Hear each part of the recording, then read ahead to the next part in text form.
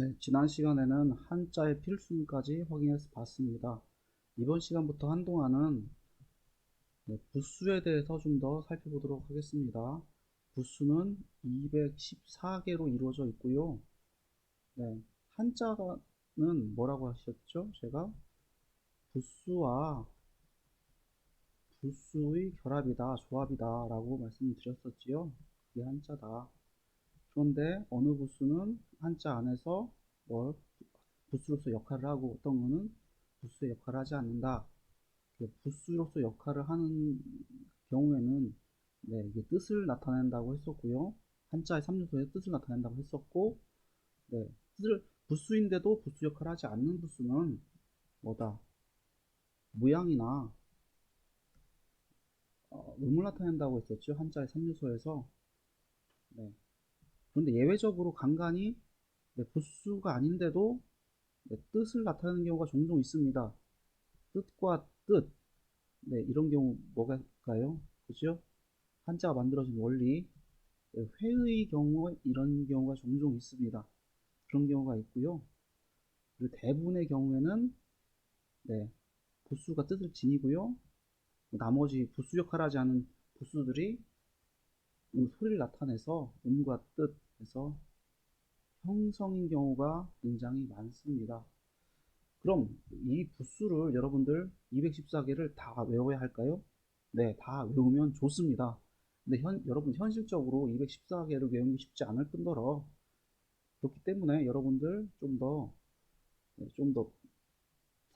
좀 더 활용하기 높은 그런 한 부수를 좀 더 선별해서 여러분들 한 80개에서 90개 정도만 한번 살펴보도록 하겠습니다. 네. 우선 볼 글자 부수 사람인입니다. 네. 사람이 옆으로 서 있는 모습을 나타냈다고 하는데요. 여기가 머리가 있고 뭐 대략 다리를 나타낸다 정도로 하면 기억하기 쉬울 것 같습니다. 당연히 사람과 관련된 자의 부수로 많이 쓰이고요. 굉장히 포괄적으로 많이 쓰입니다. 그러니까 이것만 보고 나서 좀 의미를 추측하는 건 좀 쉽지 않아요. 변형은 이런 식으로 단독으로 쓸 때는 이렇게 쓰이지만 글자 안에서는 이렇게 변형돼서 들어가서 사용되는 경우가 많습니다. 부수로 쓰였고요. 사람이 어떻다? 두 사람인데 이 두 사람의 관계가 어떻다? 좋다, 돈독하다. 그래서 뭐다? 사람 성격이 어질다. 그래서 어질인이 됩니다. 한문에서는 최고의 덕목으로 여기는 그런 글자 개념이라고 볼 수 있겠습니다. 어질다, 인. 그 다음 볼 글자가 어진 사람 발이라고 부르는데요. 사람의 다리를 강조한 글자입니다. 보통 이렇게 위에 어떤 글자가 있으면요. 밑에 부분에 이 어진 사람인 발을 붙여놓고 사람인 것을 표시하는 경우가 많습니다. 부수로 쓰이지 않는 경우도 있고요. 쓰인 경우도 있고 그렇습니다. 보통 근데 이게 붙으면 그냥 사람을 나타내는구나 그런 경우가 많습니다. 네, 그러면 맛형입니다. 부수로 쓰였고요. 사람이 나타내는 거죠. 입구자에다가 어진 사람인 발을 붙여서 맛형입니다. 그리고 이 글자 같은 경우에는 8팔이거든요. 단독으로 쓰면 8팔이에요. 단독. 하지만 이게 부수로 쓰인다. 아니면 한자 안에서 다른 역할을 한다 싶을 때는 보통 나누다 라는 의미를 더 많이 쓰입니다. 예시를 보게 되면 두 개 이렇게 이어져 있지 않고 나눠져 있지 않습니까? 그것처럼 이 글자 같은 경우에는 밑에 있는 부분이 사사롭다, 개인의 이익을 추구한다, 뭐 이런 의미를 지니는데 나눠져 있다, 떨어져 있다, 반대가 된다. 그래서 보다 공평할 공이 됩니다. 네. 그리고요. 그 다음 부수 한번 보겠습니다. 이 글자 같은 경우는 멀경인데요. 멀다 뭐 이런 의미로 쓰이는 경우가 거의 없습니다. 그냥 풀이하기를 뭐 넓은 지역을 가리키거나 혹은 그 경계라고 하는데 모양만 기억하시면 될 것 같아요. 이 글자 같은 경우는. 네. 이 글자 같은 경우에는 네입니다. 이 글자가 부수가 아니에요.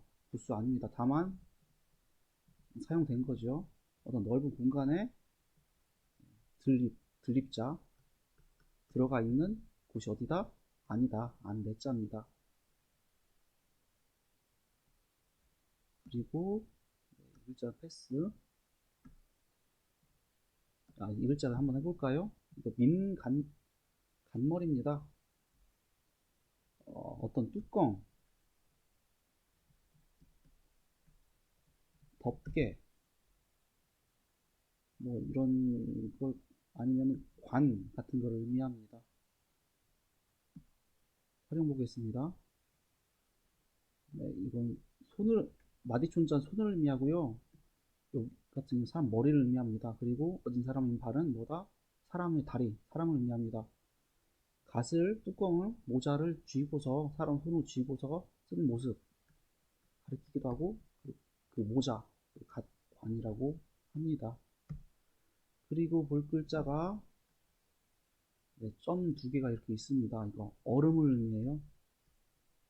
얼음 이거 자체로 단독으로 쓰이는 경우는 없지만 이 글자가 쓰이게 되면 보통 얼음, 뭐 차갑다 그런 의미로 많이 쓰입니다. 그래서 이 글자 같은 경우에는 계절, 겨울, 동입니다. 점 두 개가 들어가 있는 거 보이죠? 다음 볼 글자 칼도.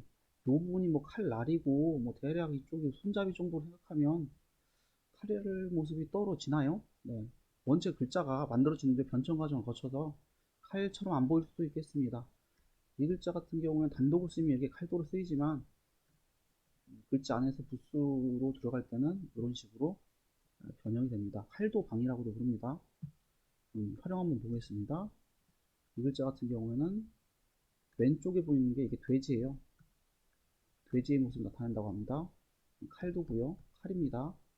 그러니까 돼지를 칼로도 잡는 모습으로 나타내는 겁니다. 돼지를 잡다 이런 의미를 지니고 있었는데 지금은 칼로다가 어딘가에 색일 각 칼로 이용해서 새긴다 그런 의미로 더 많이 쓰입니다. 힘 역자입니다. 힘 역, 뭐 이거 남자의 어깨고 팔뚝이고 뭐 몸통이다 뭐 이런 식으로 뭐 하는 경우도 있는데요. 뭐 쟁기의 모습을 나타낸다고도 하기도 합니다. 힘 역자. 글자 안에서 힘을 나타내는 경우가 많습니다. 힘쓴다 뭐 이런 의미를 나타내는 경우가 많아요. 물론 아닌 경우도 종종 있습니다.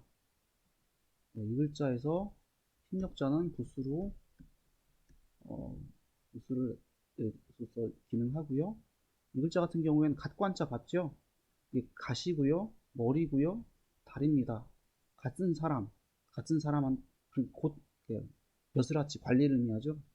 그 관리들한테 힘역자, 힘쓰라고 하는 모습 뭐 그런 걸 나타냈다고 합니다. 그래서 힘쓸 연입니다. 그 다음 자 보겠습니다. 네, 쌀포예요. 쌀포, 뭔가 포장한다. 네, 그런 모습이 뭔가 감싸고 있는 듯한 모습을 보이죠. 보통 이 글자 단독으로 쓰이진 않고요. 여기 어떤 글자가 들어갑니다. 그래서 어떤 글자를 이룬 경우가 많은데 제일 흔한 경우가 이 경우입니다. 구절구로 제일 많이 쓰여요. 그리고 이 글자가 다른 글자, 이 둘이 합쳐져서 다른 글자에 들어갔을 때 구라는 음을 많이 나타냅니다. 그 다음 보겠습니다. 병부절이라고 해요. 그렇게 많이 부르는데 사람이 이렇게 뭐 이렇게 꿇어앉은 모습을 많이 표현한 거라고 합니다. 네, 안 그렇게 보이는데 꿇어앉은 모습이라고 합니다.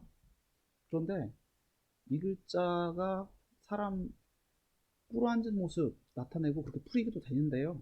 오히려 이걸 글자 안에서 꿇어앉은 모습이다 이거 풀어내다 보면 오히려 더 여러분들 암기하거나 기억할 때 더 힘들 수가 있어요. 차라리 그냥 모양만 기억하는 게 나을 수도 있습니다.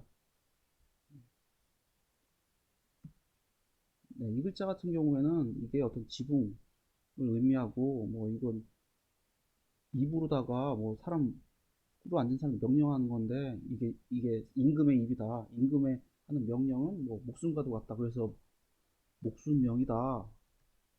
이렇게 풀이하는 경우도 있는데, 여러분들은 그냥, 네, 그냥 모양, 이 병부절 같은 거 기억하시면 되겠습니다. 이 글자 같은 경우에는 얘가 부수가 아니에요. 네, 이 글자의 부수는 입구입니다. 입구인데 한번 여러분들 예시를 들어보느라고 이렇게 한번 보여드려 봤습니다. 목숨명입니다. 그리고 이 글자 같은 경우에는 마늘, 모루 많이 불리는데요. 마늘과는 아무 상관이 없고 그냥 모양이 비슷하니까 마늘모 합니다. 아까 전에 공공자 설명할 때 이게 사사롭다라는 의미로 쓰인다고 했었죠. 근데 여러분들 이건 또 그냥 사사롭다는 단독으로 쓰이진 않기 때문에 사사롭다라는 의미 알면 좋지만 그냥 모양만 기억해도 큰 문제 없을 것 같습니다. 모양을 기억하시기 바랍니다. 네, 한번 또 나왔죠. 부수는 얘가 부수입니다. 8팔이요. 하지만 나눈다라는 의미로 쓰인다고 했었죠. 그래서 이 사사로운 것을 과 나누어져 있다, 떨어져 있다, 반대가 된다, 공평하다, 공평할, 공. 그러니까 반드시 어떻습니까? 이걸 무수 하나하나의 의미를 풀어가면서 기억하시는 게 낫습니까? 아니면 그냥 모양만 기억하시는 게 낫습니까? 네, 여러분들이 개인이 알아서 판단하시기 바랍니다. 공평할 공입니다.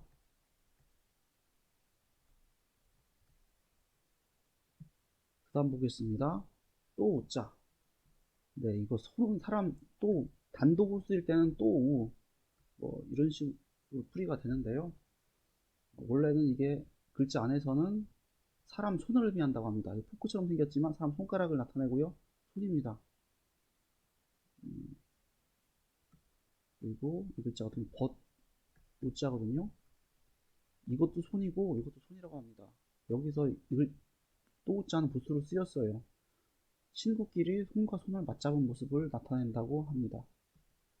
네, 입구입니다. 사람의 입을 나타냈고요. 활용을 한번 보겠습니다. 당연히 이거 입과 관련된 글자겠죠. 뭐 소리를 낸다거나 뭔가 먹는다거나 마신다거나 운다거나 뭐 이럴 때 입구자가 부수로 많이 쓰입니다. 자, 이 글자의 부수는 당연히 입구일까요? 그렇진 않습니다. 얘가 세조자가 부수예요. 그리고 뜻은 울명입니다. 새가 온다. 이 글자 같은 경우 여기서는 부수는 아니지만 뜻은 갖고 있지요. 네, 새가 온다. 그러니까 이 글자 같은 경우는 무슨 원리겠습니까? 그렇죠. 회의 원리겠죠. 새가 온다. 뜻과 뜻이 만난 거니까요. 그리고 토자 보겠습니다. 당연히 뭐 흙과 관련된 자입니다. 이 글자가 들어가게 되면 보통 흙과 관련된 그런 의미를 지닌 자입니다. 같은 경우에는 탑자입니다. 지금 우리들이 볼 수 있는 답은 석탑이 많죠. 하지만 그 과거에는 흙으로도 탑을 지었다고 그래요. 네, 그래서 이 흙토자가 이렇게 붓으로 쓰였습니다. 오른쪽에 보이는 이 부분은 탑을 나타냅니다. 탑자입니다. 그리고 이 글자 같은 경우 시라고 하는데 여러분들 그냥 모양만 기억하시는 게 낫습니다. 모양만 기억하시기 바랍니다. 이 글자 모양이 한자 속에서 많이 쓰여요. 근데 붓으로는 잘 많이 안 씁니다. 드물게 쓰입니다. 거의 안 쓰여요. 다만 모양은 많이 쓰이니까 모양 기억하시고요. 네. 그래서 이 글자 같은 경우에는 겨울통이죠. 겨울통입니다. 네, 붓으로 이 부분이 붓수고요. 네, 얼음을 의미한다고 했었죠. 추운 거, 추운 겨울통. 윗부분은 그냥 모양이나 소리를 나타낸다고 생각하시면 되겠습니다. 네, 이렇게 해서 스물이 아니라 한 15자, 6자 정도 봤는데요. 네, 여러분들 좀 원래 기초가 좀 많이 어렵습니다. 여러분들도 ABC 알파벳이나 뭐 기억, 니은, 디귿 외울 때 그렇게 즐겁게 아니면 구구단 같은 거, 네, 기본적으로 해야 하는 것들이 있어요.